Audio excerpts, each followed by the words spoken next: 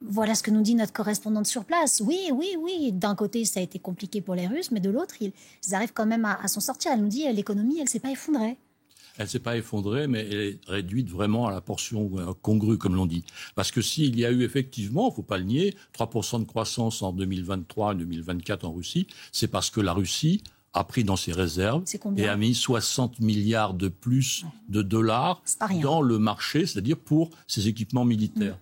Et si vous regardez par rapport aux 2000 milliards de PIB, eh bien, vous retrouvez les 3% magiques, n'est-ce pas? Et vous ne pouvez pas augmenter indéfiniment votre budget militaire. Là, on est au maximum. Vous pensez qu'on est à la limite? On est à la limite, c'est pour ça. Vous voyez, tout est cohérent. Le ministre de l'économie a dit, nous sommes au bord de la récession, parce que si vous avez 3% et que vous enlevez 3%, qu'est-ce qui reste? Zéro, n'est-ce pas? Donc, et en plus, vous avez la dramatique situation de la Banque centrale russe qui est dans un dilemme terrible.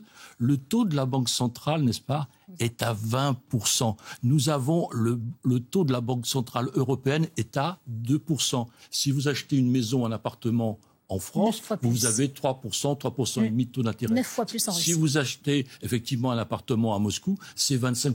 C'est-à-dire que les investissements industriels et privés, particuliers, sont réduits à zéro parce que l'objectif, c'est de défendre le rouble. Si vous laissez partir les taux d'intérêt vers le bas, le rouble va s'effondrer et à ce moment-là, on revient à une position d'inflation qui est déjà à 10%. Donc la situation globale de la Russie, avec l'inflation, va devenir intenable. Donc ils ont décidé, devant le choix, de maintenir un taux d'intérêt très élevé en tuant la croissance intérieure, en amenant la croissance par le budget militaire et en protégeant le rouble. Voilà le triptyque. Vera Grandzeva, vous voulez réagir? Une petite remarque sur l'indicateur de croissance économique qui est très trompeur. En fait, il ne faut pas l'utiliser sans le contexte, en fait, qui était bien expliqué d'ailleurs tout à l'heure. Merci. En fait, le taux de croissance en Russie, il est à 3%, mais si on compare par exemple le taux de croissance en Corée du Nord, ça va être aussi autour de 3%.